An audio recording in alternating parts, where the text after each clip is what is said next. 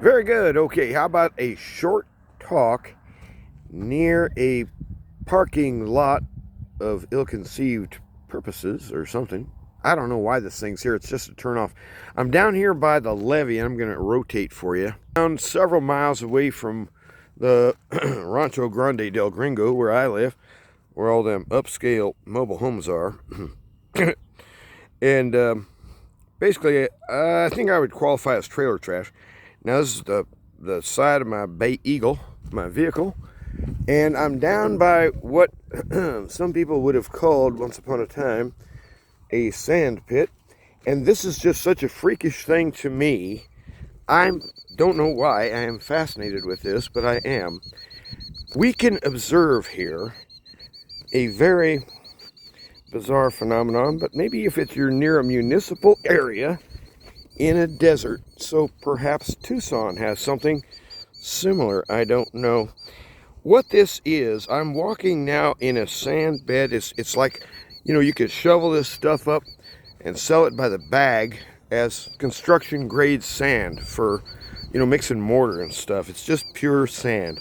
So what this is the riverbed. I'm walking in the middle of the mighty Rio Grande as it surges ever southward toward the Gulf of Mexico. You can see it surging right now. Shocking, rather. It's going to take a while to get down to the Gulf at that rate, I reckon. Anyway, this little mini micro Rio here is just, I don't know why, I find this so interesting. What you're seeing here is not runoff from the mountains. Now, there's the mountain in question. This is not the runoff. What this is, just going to walk over the hill here a little bit. The river, when they finally opened up the gates upstream at the two dams, I guess they're under some obligation to actually have to do that. And I don't know how, they've been having a water war with Texas and Mexico around here forever. Because let's face it, we're living in the middle of a desert. There goes the Rio Grande. And what we're living up, I'll do another video someday. Coming in from the west on the interstate, there's a nice little roadside park, a rest area. So you can, oh, here goes the mighty mini micro Rio is still surging over here. Boy, I hope I don't get cut off. May have to call 911 for rescue, huh?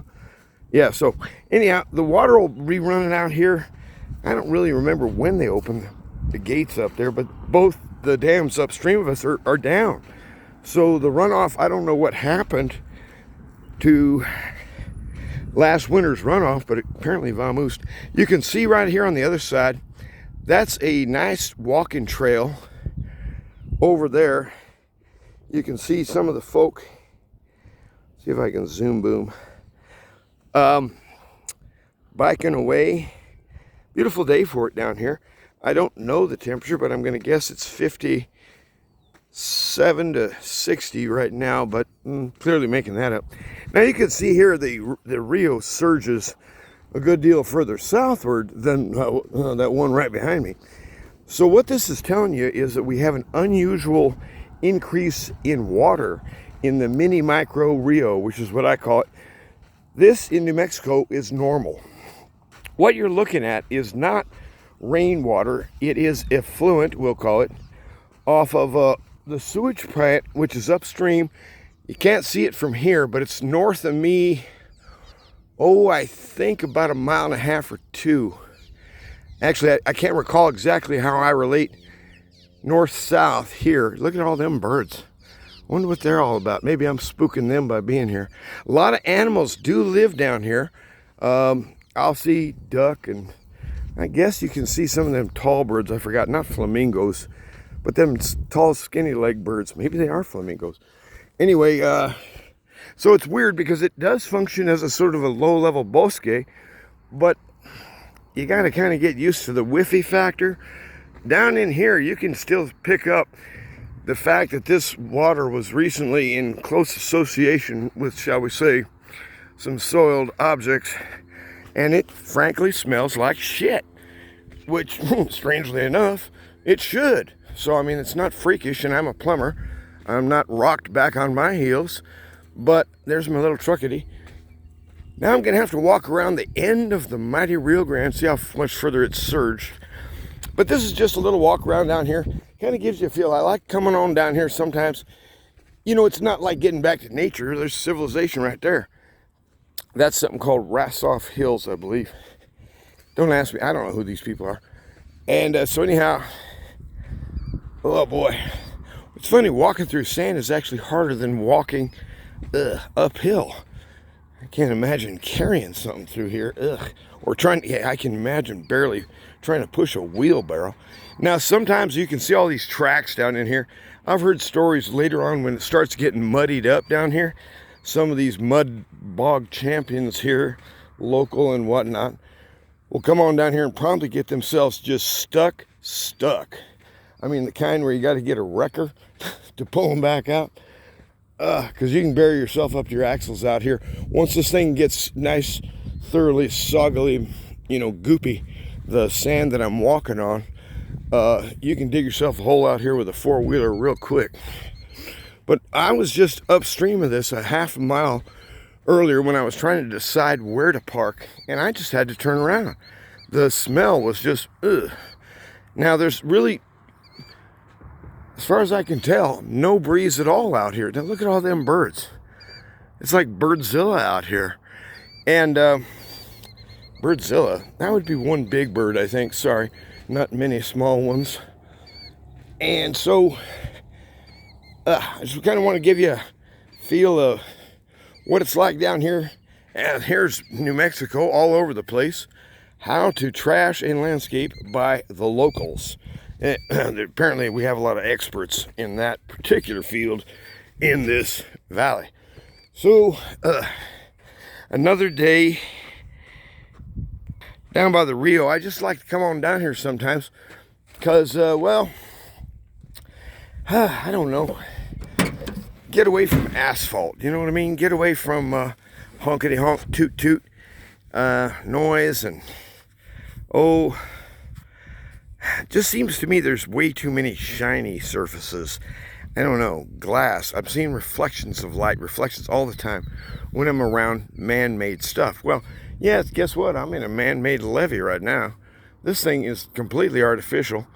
The gringos here in New Mexico, largely, but I'm sure everybody, has basically hijacked this river. It ought to be illegal what we've done to the Rio Grande. But it isn't like there's a massive runoff coming out of Colorado even on a good year. If you go north of us, way up by Taos, you can see what the Rio actually looks like, and it's lively up there. But by the time it gets down here, I just walked around the end of it.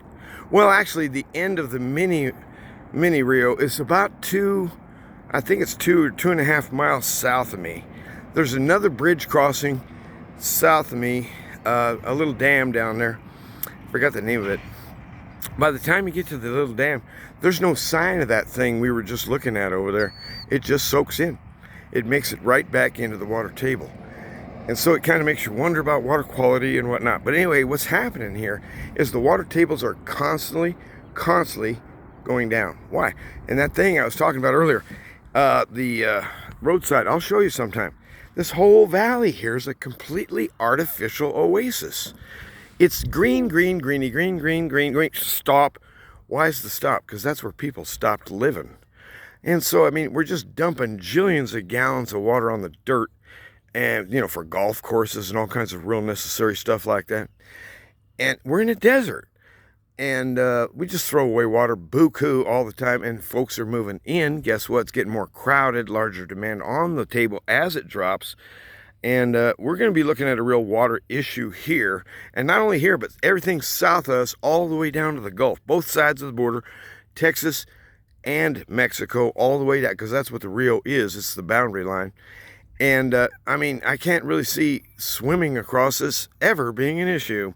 But what's happened is the Americans are starting in about the 19th century, I guess, really started messing with the river and with dams and flood control and levees and irrigation and all kinds of interesting, side uses for that resource.